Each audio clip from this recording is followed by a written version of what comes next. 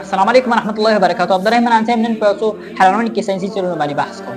ساينس په نوې څیړنه کې ښودلې ده کله چې یو شخص خبرې کوي نو ساينس وايي موږ کولی شو د دغه شخص د سترګو لارې دا معلومه کړو چې آیا دا کس رښتیا وایي که دروغ وایي. مطلب ساينس وايي موږ د سترګو لارې دروغ او رښتیا معلومولی شو. چې ساينس دغه څیړنه وکړه خو مګر الله تعالی 1400 کاله مخکې د دغې په اړه د سورة المؤمن په 19 آیت کې ښه واضحه فرمایي: يعلم خائنة الأعين وما تخفي الصدور.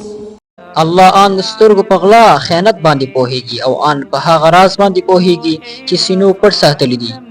همدارنګه ساينس د سترګو په اړه په بله نوې څیړنه کې دا هم وایي هغه کسان چې ډېر ژور خفګان ولري د ډېر ژور خفګان له امله کیدلی شي په سترګو کې ډول سپین منځته راشي. مطلب هغه کسان چې ډېر ژور خفګان ولري کیدلی شي د سترګو لید له لاسه ورکړي. یعنې هغه انسان چې ډېر ژور خفګان ولري امکان لري چې وړوند شي. چې ساينس دغه څیړنه وکړه خو مګر الله تعالی 1400 کاله مخکې د دې په اړه هم په قرآن کریم کې سورة یوسف په 4 آیت فرمایي: وتولى عنهم وقال يا أسفا على يوسف وابيضت عيناه من الحزن فهو كظيم. دی له هغه څخه مخ واړه وویل چې هاي هاي یوسفه هغه په زړه غمونه زغمل او د سترګو تورې سپین شوي ول. تاسو به د یوسف علیه السلام واقعه اورېدلې وي چې کله یوسف علیه السلام غایب شو نو د یعقوب علیه السلام د ډېره خفګانه څخه د سترګو دید له منځه لاړ.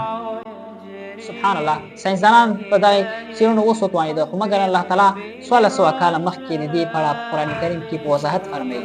هیله ده چې ویډیو مو خوښه شوې وي، در سره یې لایک کړئ او د داسې ښایسته ویډیوګانو لپاره عبدالرحیم حنانزي سره اوسئ. زموږ د یوټیوب چینل در سره سبسکرایب کړئ او فیسبوک پاڼه در سره فالو کړئ.